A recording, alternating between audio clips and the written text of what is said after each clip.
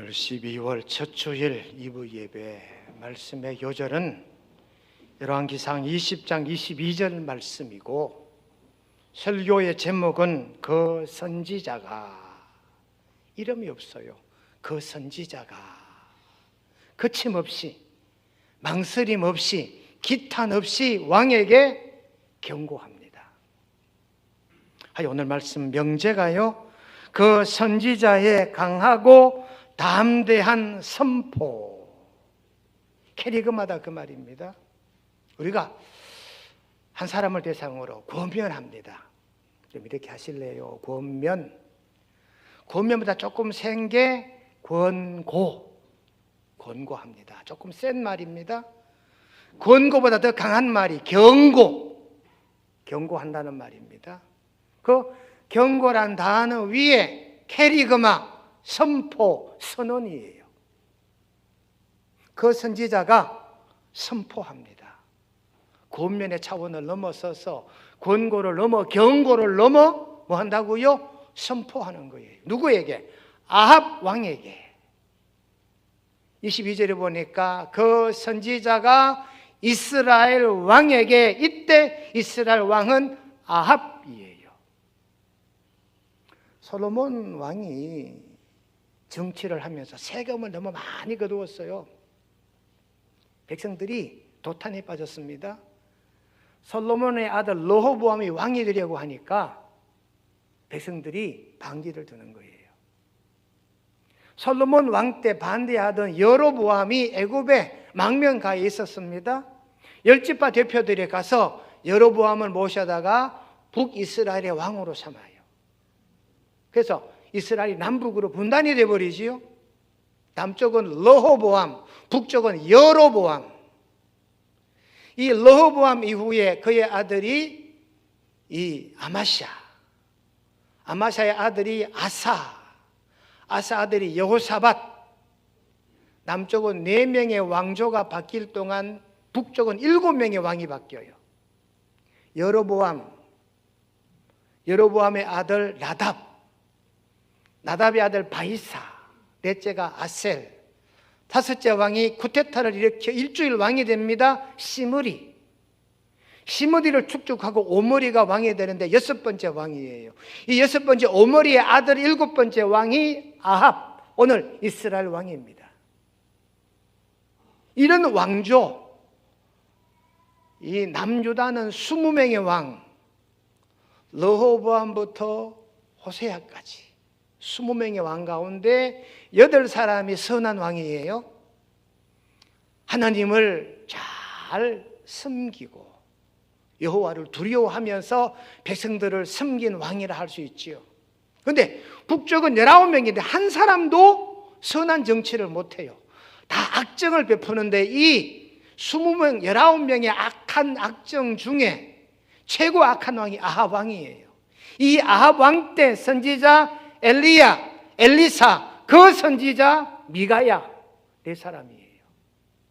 그래서 아합 왕 때 왕에게 충언을 하고 바른 소리한 선지자가 엘리사, 오늘 본문에 나오는 그 선지자 4번째가 미가야거든요. 아합 왕이 미가야를 감옥에 쳐넣어요. 선지자인데도. 이런 일련의 과정 가운데 그 선지자는 이름도 없는 무명의 선지자인데 왕을 대상으로 강한 메시지를 줘요. 왕에게 경고를 넘어서서 선언한다니까요. 선포한다니까요. 왜? 아합 왕이 하나님의 뜻을 저버렸거든요. 오늘 21절에 보시면 이스라엘이 전장에서 승리했습니다. 아람 사람을 쳐서 크게 이겼더라. 아합 왕 때 아람 왕 벤하닷이 침공을 해와요. 그런데 하나님의 도움으로 1차 전쟁에 승리합니다. 승리하니까 이 아합 왕이 우쭐해 교만해 있습니다. 그때 아람의 신하들이 왕을 찾아와요. 아합에게 와서 우리가 듣기로는 이스라엘 왕들이 참 인자하시다 그럽디다. 그러니까 우리 왕을 용서해 주십시오.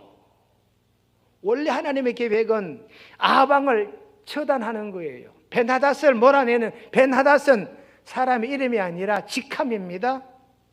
이집트의 황제를 바로라 그러듯이 아람의 왕의 직함이 벤하닷이에요. 이 아람의 왕을 하나님이 심판하려고 하는데 아합이 용서를 해줘 버립니다. 그래서 아합이 용서하니까 오늘 그 선지자가 바른 소리 하지요. 아니 왕이 왜 그러십니까? 하나님은 아람 왕 벤하닷을 벌하시기를 원하는데 당신이 뭔데 그 사람을 용서해 주느냐고. 이렇게 그 선지자가 아합 왕에게 바른 소리 합니다. 아합이 지금 우쭐해 있습니다. 오늘 본문 31절을 우리가 읽지 않았지만 보시면 그의 신하들이 아합 왕에게 말합니다. 뭐라 말하느냐? 우리가 듣기로는 이스라엘의 왕들은 인자한 왕이라 그럽디다. 그러니 우리 황제를 용서해 주십시오.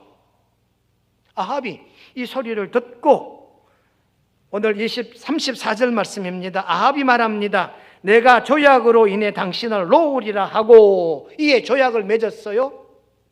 이는 하나님 뜻을 저버리고 조약을 맺은 겁니다. 하나님은 벤하닷을 심판하라 그러는데 아합은 이를 살려두는 거예요. 하나님의 뜻을 정면 배치하지요. 이런 왕을 뭐라 말하느냐? 열왕기상 20장 42절을 보시면 그가 왕께 아뢰되, 그가 그 선지자입니다. 왕은 아합 왕입니다. 아합 왕에게 말합니다. 내가 멸하기로 작정한 사람, 하나님이십니다.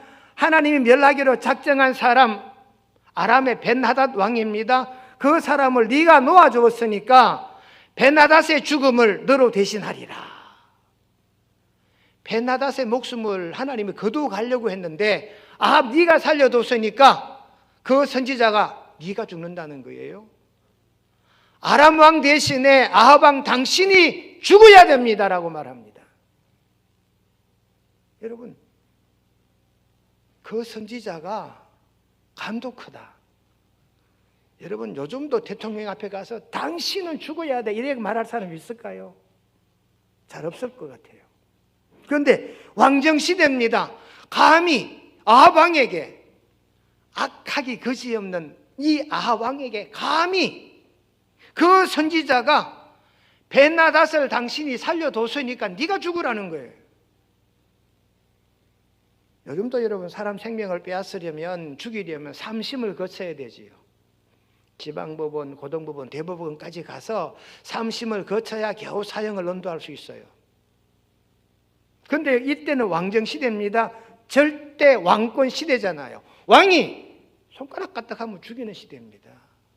이런 아합이에요. 그 선지자 저 녀석을 죽여라 할 수 있어요. 그런데 이 그 선지자가 시쳇말로 간이 부어도 분수가 있지. 감히 아합 왕에게 당신이 죽을 짓을 했다는 거예요. 왜 하나님의 뜻을 거역했냐는 거지요. 이게 뭡니까? 선지자의 사명이에요. 여러분, 구약의 선지자, 신약의 사도들의 공통점 모두가 순교를 당했다. 화형을 당하고 톱으로 켜서 죽임을 당하고 토막, 참수형을 당하는, 왜? 바른 소리 하다가 기타 넘는 하나님의 말씀을 올곧게 전하다가 모두가 죽임을 당한 것이 선지자요 사도들이었습니다.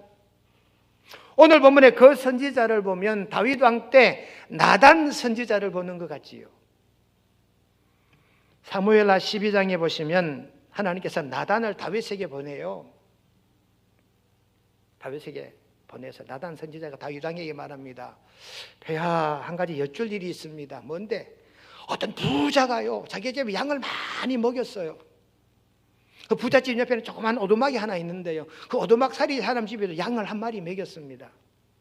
근데요, 부잣집에 손님이 왔는데 그 오두막 집에 양 한 마리 있는 그 집 양을 잡아서 부잣집 자기 손님을 대접했습니다. 어떻게 하면 좋을까요? 다윗이 뭐라 그럽니까? 그 놈을 당장 잡아오너라. 내가 벌하리라. 나단이 뭐라 말합니까? 당신이 그 사람이라고, 왕에게. 당신이 그 짓을 했잖냐고. 나단이 다윗에게 당신이 바로 그러다. 사무엘하 12장 7절을 보십시오. 나단이 다윗에게 이르되 당신이 그 사람이라. 저는 사무엘하 12장의 나단 선지자가 오늘 열왕기상 20장 22절에 나오는 그 선지자와 같은 성정을 가졌어요. 바른 소리 하는 거지요. 하나님 말씀을 올곧게 전하는 거지요. 충언, 충고, 바른 소리 하는 신하입니다. 올곧게 정의를 부르짖는 선지자가 그 선지자입니다. 여러분, 고려가 망하고 조선이 들어서지요. 이 고려가 망할 때 공민왕 때 이성계가 섭리공신이라고 하는 최고의 관직을 하사받지요. 이 공민왕 때 섭리공신이라고 불리는 사람이 두 사람이 있습니다. 한 사람은 성녀였던 그 유명한 공민왕의 사부, 공민왕의 영적 지도자 신돈입니다. 이 신돈이 공민왕으로부터 섭리공신이라는 호칭을 받아요. 요즘으로 말하면 이 공민왕이 신돈에게 내린 직함이 뭔지 압니까? 신돈 너 국무총리도 하고 외교부 장관도 하고 국방부 장관도 하고 행안부 장관도 해라. 경제부 부총리까지 네가 다 해라. 이런 거예요. 그만큼 신임을 한 게 신돈이거든요. 이 신돈에게 성산군이라고 하는 충신이 찾아갑니다. 찾아가서 폐하, 우리 고려는 지금 망하기 직전입니다. 당신이 새 정권을 잡았는데 나라를 개혁시키고 이 나라를 올바로 이끌어 주십시오.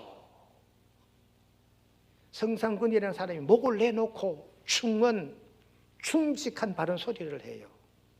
근데 결국 신돈이나 공민왕이 성산군의 이 직언을 묵살해버리지요. 그래서 이성계가 왕의 명령을 받고 압록강을 건너 북쪽으로 중국 쪽으로 가려고 하다가 위화도에서 말머리를 돌리지요. 그 유명한 위화도 회군. 저는 단둥에 가서 그 위화도를 멀리서 봤어요. 마치 우리나라 한강 가운데 있는 밤섬 같은, 여의도 같은, 여의도보다 더 넓은 그런 평지의 섬이더라고요. 위화도. 저기 보이는 게 저게 위화도입니다. 근데 보니까 평지예요. 이성계가 거기서 말머리를 돌립니다. 돌려서 어떻게 합니까? 고려를 치고 조선을 건국하잖아요. 그때 고려가 망할 그때 충신 성산군이 신돈 임금에게 충언하는 장면이 있습니다. 한번 그 영상을 보시겠습니다. 전하, 소신이 요즘 가끔 소신의 죽은 모습을 보나이다. 어떨 때는 이걸 돌려볼 수 없을까 온갖 생각을 해봅니다만 어찌 다가오는 죽음을 되돌릴 수 있겠나이까.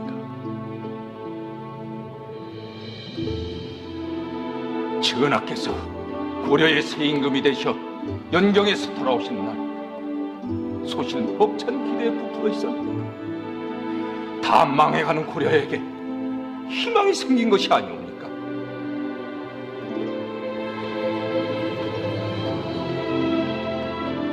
전하께서는 평조를 이루셨습니다. 하오나 어차피 전하께서는 평조와 같은 길을 가실 수는 없는 분이십니다.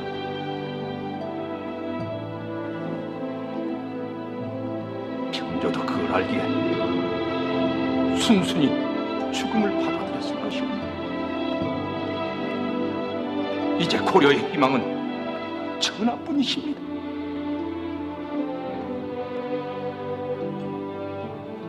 부원배들의 간담을 서늘하게 했던 노국대장공주의 기백도 새 나라를 세우려던 평조의 꿈도 모두 사라졌습니다.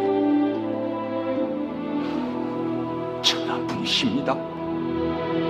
전하께서 이 나라를 다시 세우셔야 합니다.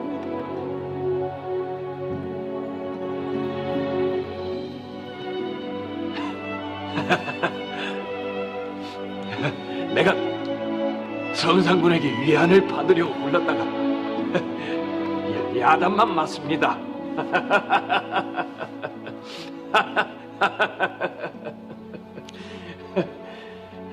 저 성상군의 충고를 고려의 마지막 임금들이 받아들였더라면 고려는 망하지 않았을 겁니다. 근데 그 충은 저 경고, 저 선포를 외면했지요. 결국 고려는 망하고 조선이 건국하게 되잖아요. 오늘 본문으로 돌아갑니다. 그 선지자 엘리야, 엘리사는 이름도 있고 미가야도 이름은 있는데 이 세 번째 선지자는 이름도 없어요. 그냥 용감한 자기 할 말은 하는 선지자가 그 선지자입니다. 그 선지자가 이스라엘 왕에게 오늘 22절에 이스라엘의 왕이니까 북쪽입니다. 남쪽의 임금님은 유다 왕. 그래서 열왕기 상하, 사무엘 상하에 나오는 역대기에 나오는 이 왕들의 이름 중에 이스라엘 왕 이러면 북쪽의 왕이고요, 유다의 왕 그러면 남쪽의 왕입니다. 이스라엘 왕이니까 북쪽의 왕 아합에게 첫 번째 충언을 합니다. 뭐라고? 힘을 기르시고. 왕에게 힘을 길러래요. 힘, 파워, 에너지, 동력. 힘을 국어사전에 찾아보니까 사람이나 동물이 자기 근력을 통해 발생하는 역학적 에너지, 자기 근력으로 움직이는 이 힘, 자기가 가진 힘으로 다른 사람, 다른 매체를 움직이게 하는 이런 능력을 일컬어 힘이라 그런다. 이 선지자가 아합 왕에게 힘을 기르십시오. 지금 아합은 전쟁에 승리해가지고 자기가 도취되어 있습니다. 나는 이제 힘 있는 황제야, 이런 생각을 하고 있는 아합 왕에게 힘을 기르시오 그래요. 여러분, 정말 그 선지자가 간이 완전 배 밖에 나와서, 간이 커도 너무 커. 아합 왕에게, 감히 아합에게, 몰라, 남쪽의 왕이었던 아사나 여호사밧 왕은 선한 왕이에요. 착한 왕들이지. 이런 왕들에게 이런 말 하면 그래도 이쁘게는 보이지. 그런데 아합 왕에게 찾아가서 힘을 길러라, 이건 죽기로 작정한 선포거든요. 여러분, 오늘 첫 번째 교훈이 이겁니다. 우리도 힘을 기르자. 힘. 느헤미야 8장 10절에 보니까 여호와로 인하여 기뻐하는 것이 너희의 힘이니라. 여호와로 말미암아 힘이 있는 저와 여러분 되시기를 주님의 이름으로 축원드립니다. 우리 그리스도인 힘이 뭡니까? 영성, 인성, 지성. 예수님을 믿고 교회 안에 직분자라고 하는데 영성이 없어. 중직자인데 교인들을 위해 기도를 해주나, 교우들을 헤아려 주기를 하나, 자기 믿음 생활도 못한다. 영성이 없는 거지, 힘이 없는 거지. 여러분, 예배 잘 드리고 자기 신앙생활 잘 하시는 장로님은 김 집사님 그러면 안 되지, 신앙생활 그리 하는 거 아니야, 이래 하는 거야, 먹힙니다. 근데 김 집사 그리 하면 안 되지, 김 집사가 니나 잘해라. 왜? 영성이 없어요. 인성도 없어요. 인격적이지 못하다 그 말입니다. 목사인데 목사도 인격이 없다, 존경할까요? 한수 집사님인데 한수 집사님다운 인격이 없어요. 여러분, 우리의 힘이 뭡니까? 영성과 인성과 지성이라니까. 지성이 뭡니까? 알고 믿음 안에 행하는 것. 여러분, 호세아 4장 6절을 보시면 베이컨이 한 말이 이 호세아서에 나와 있습니다. 철학자 베이컨이 뭐라 말합니까? 아는 것이 힘이다. 호세아 선지자가 4장 6절에 백성이 지식이 없으므로 망하는도다. 호세아 6장 3절과 6절에 가보시면 여호와를 알자, 힘써서 여호와를 알자, 하나님을 아는 것을 원하노라. 여러분, 하나님 아는 게 힘입니다. 우리의 에너지가 하나님 앞에서 하나님으로 말미암은 동력이 우리의 힘인 줄로 깨닫고 믿으시기를 주님의 이름으로 축원드립니다. 그러니 우리의 힘은 여호와이셔요. 성경, 복음. 로마서 1장 16절을 보시면 이 복음은 모든 믿는 자에게 구원을 주시는 하나님의 능력이 됨이니라. 복음이 우리의 에너지예요. 믿음이 우리의 에너지입니다. 어느 수용소 벽에 믿음을 가진 포로가 이런 말을 적어 놓았답니다. 태양이 빛나지 않아도 나는 태양을 믿는다. 사람이 보이지 않아도 나는 사람을 믿는다. 하나님이 아무 말씀 없으셔도 나는 그분을 믿는다. 히브리 11장에 믿음의 조상들의 이름이 거기에 낱낱이 기록되어져 있지요. 마가복음 9장 23절로 보시면 믿는 자에게 능히 하지 못할 일이 없느니라. 믿으면 어떤 일이든 할 수 있다는 얘기입니다. 빌립보 4장 13절을 보시면 내가 모든 것을 할 수 있느니라. 능력 주시는 자 하나님 안에서. 여러분, 우리 에너지, 우리 힘이요 성경입니다. 우리 힘이요 복음 예수님이십니다. 우리 힘이 믿음입니다. 우리 힘이 찬양이, 우리 힘이 기도입니다. 찬양하는 사람의 힘이 있고요, 기도하는 사람의 힘이 있어요.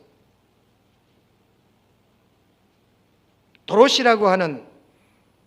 리델텍이라고 하는 식물학자가 있는데, 이 도로시 식물학자가 하우스 두 동을 지어요.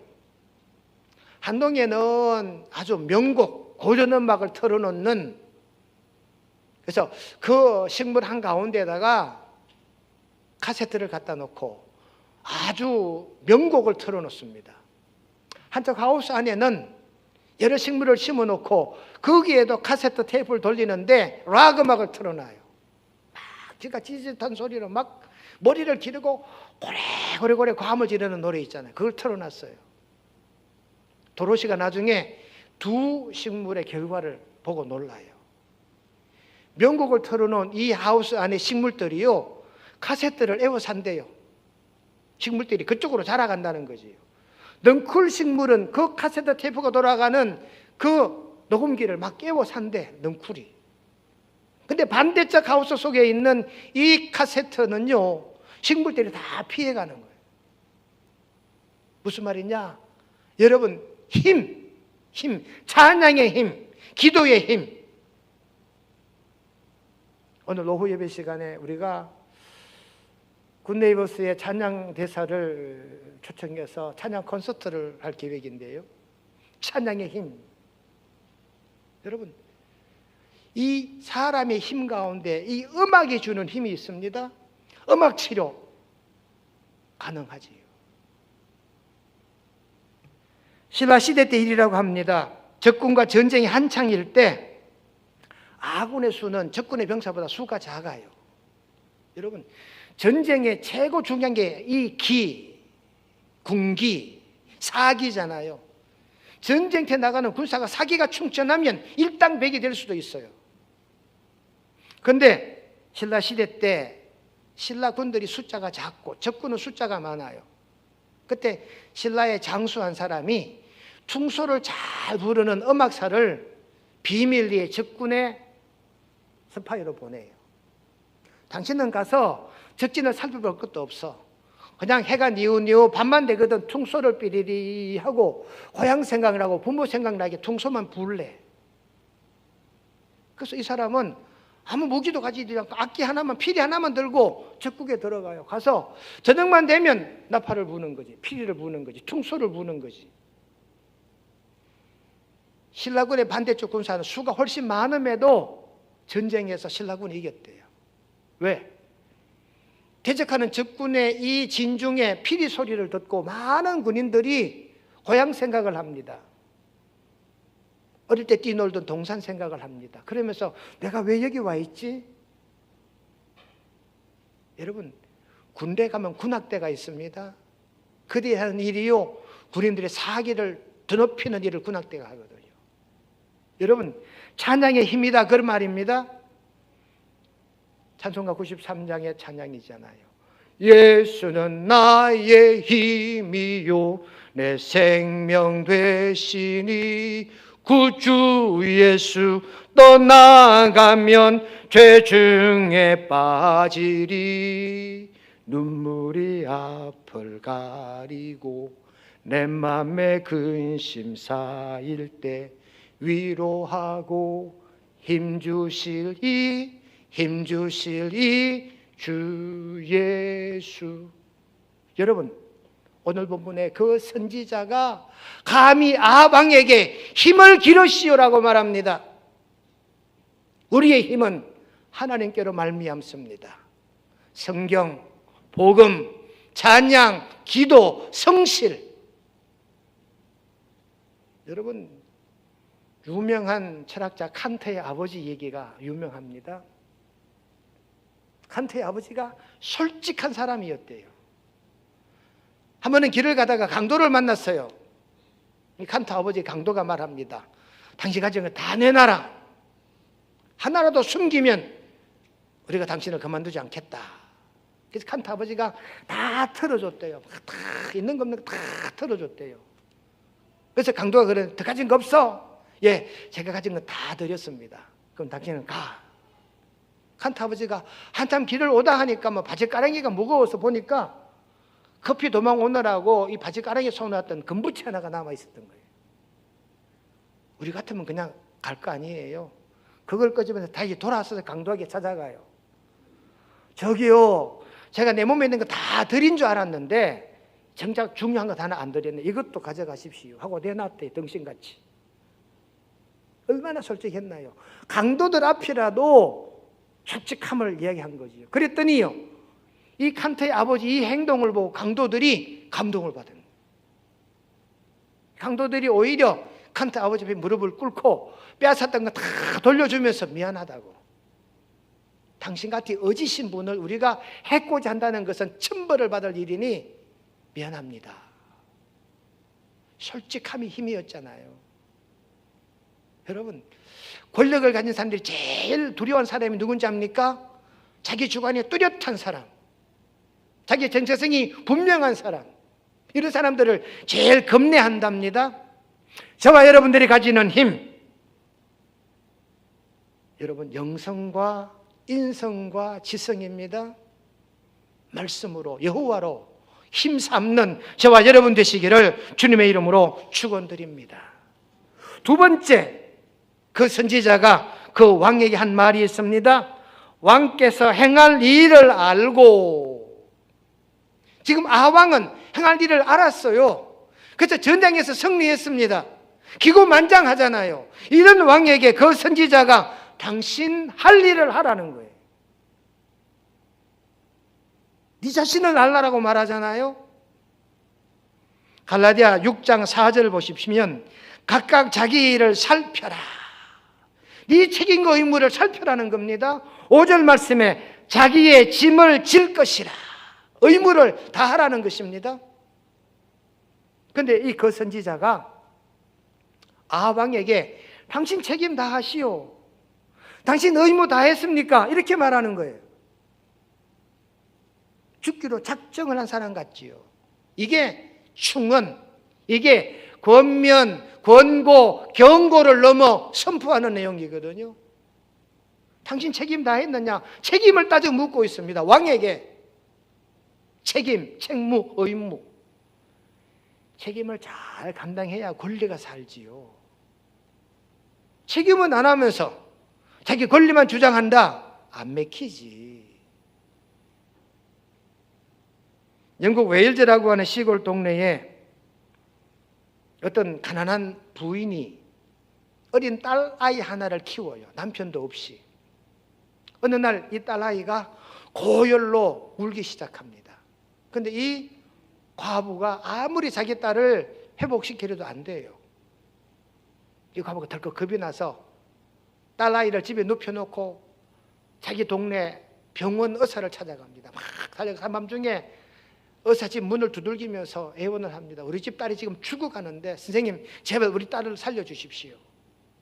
의사가 문을 열어보니까 자기 동네 제일 가난한 여자예요. 먼저 생각하기로 이 밤에 내가 가서 치료해주면 치료비를 받을 수 있을까? 못 받는 거지. 이 여인은 치료비 줄 돈도 없으면서 자기 딸아이가 위독하니까 쫓아와서 무조건 살려달라 하는 거지. 의사가 마음속으로 가서는 안 될걸. 그런데 의사가요, 자기의 본분을 생각해. 나는 의사지. 돈 받을 걸 먼저 생각하면 안 되지. 사람 생명을 구하는 게 의사의 의무잖아. 이 의사가 돈 생각을 하다가 접고 부인 잠깐만 기다리십시오. 제가 준비해서 나오겠습니다. 이러고 이 여사가 급히 들어가서 그 여인을 따라 그 여인의 집에 위독해 있는 그 딸아이를 살려냅니다. 그 딸아이가요 나중에 영국의 수상이 됩니다. 로이드 조지라고 하는 수상이 돼요. 이 수상이 자기를 살려준 이 의사를 가만뒀을까요? 보호했지 않겠습니까? 여러분, 책임과 의무를 말합니다. 이스라엘군 장교들에게는 돌격하라고 하는 명령서는 없대요. 그래서 이스라엘 군인들의 초급 장교부터 장군에 이르기까지 돌격 앞으로라고 말하면 안 된대. 뭐라 해나? 나를 따르라 그래야 된대. Follow me 해야 된다는 거지요. 여러분, 책임과 의무. 요한계시록은 이렇게 말합니다. 네가 죽도록 충성해라. 이게 책임과 의무를 다하라고 하는 외침입니다. 오늘 그 선지자가 감히 아합왕에게 충성하라, 네 의무와 책임을 다하라 그렇게 말합니다. 오늘 명성교우님 우리 모두 마찬가지입니다. 내 책임과 의무를 잘 감당하는 영적인 책임과 의무, 가문 안에 가족들 속에 책임과 의무, 내가 몸난 직장 속에서도 책임과 의무를 잘 감당하는 저와 여러분 되시기를 주님의 이름으로 축원드립니다. 마지막 세 번째요, 그 선지자가 아합 왕에게 준비하십시오. 준비하소서. 뭐를? 전쟁을 준비하래. 왜? 1년이 지나면 이 1차전 패전했던 아람 군대 벤하닷 군대가 또 온다는 거예요. 사실 2차 전쟁을 또 했어요. 그 뒤로 읽어보면 2차전을 준비하라는 겁니다. 준비. 여러분, 준비 중에 전쟁 준비하라는 건 과언이 아니다. 전쟁엔 2등이 없습니다. 전쟁이 우리 2등 했다. 2등은 죽는 거예요. 내가 2등 하면요, 내 처자식이 포로로 잡혀간다니까요. 우크라이나, 러시아가 전쟁 중인데 우크라이나가 점점 이제 승기를 잡아간다잖아요. 러시아는 점점 지금 패색이 짙다 하지요. 우크라이나 정부에서는 전쟁 범죄 사안들을 그 신뢰들 하나하나 찾아내기 시작합니다. 2만 개가 넘었대요. 우크라이나 집에 있는 검은 보화가 털린 건 물론이요, 우크라이나 백성들의 처자식들이 욕당한 건 물론이요, 그런 건 예를 셀 수 없을 정도로 많은 거지. 젖먹이들을 사정없이 갖다다 구덩이에 묻어버린 이런 사건들이 비일비재하게 나타나는 거거든요. 오늘 본문에 준비하라는 이 그 선지자의 이 충고는요, 전쟁을 준비하라는 거예요. 전쟁을. 준비는 아무리 강조해도 나쁜 게 아닙니다. 히브리 11장 7절을 보십시오. 믿음으로 노아는 뭘 준비했습니까? 방주를 준비한 거지. 그랬기에 노아 7가정이, 노아 가족 8사람이 다 살았잖아요. 방주를 준비하지 않았다면 인류의 대는 끊겼을 거예요. 여러분, 에스키모인들이 말하는 위대한 땅, 이 위대한 땅은요, 알라스카를 말하지요. 알라스카라는 이 말은 이 인디언들의 단어로 위대한 땅이라는 뜻이래요. 이 위대한 땅을 준비한 윌리엄 시워드, 미국의 국무장관입니다. 윌리엄 시워드가 백악관에서 대통령을 비롯한 국무위원들에게 우리 저 알라스카 땅을 사야 됩니다. 지금 러시아가 땅을 사라 그러잖아요. 저 땅 우리가 삽시다. 백악관의 대신들이 안 된다는 거예요. 그 쓸모없는 땅을 말라 쌀라 그러냐고. 꽃이 피나 나무가 자라나 그 황량하게 거지없는 그 땅, 사시사철 눈보라가 몰아치는 그 땅을 왜 사냐는 거예요. 그러니까 이 윌리엄 시버드가 말합니다. 우리의 미래를 위해 사야 됩니다. 우리의 다음 세대를 위해 그 땅을 준비해 둡시다. 근데 모두가 반대합니다. 근데요, 윌리엄 시버드 국무장관이 실행에 옮깁니다. 밀어붙인 거예요. 그 땅을 돈 주고 샀어요. 시버드는 말합니다. 향후 30년 후에는 이 땅이 금사랑의 딸이 될 것이다. 사실 시버드는 그 땅의 지하를 조사해보고 한 얘기가 아니에요. 그냥 자기 신뢰를 가지고 주장을 그렇게 했는데 30년이 채 가기도 전에 그 알래스카 지하에는 무진정한 원유가 묻혀 있고 천연가스가 엄청나게 있고 모든 광물들이 상상할 수 없을 정도로 보화로 가득 찬 땅이었잖아요. 그래서 이 시워드를 그 당시에는 나쁜 사람이라 이름했던 모든 미국 백성들이 나중에는 시워드를 국부로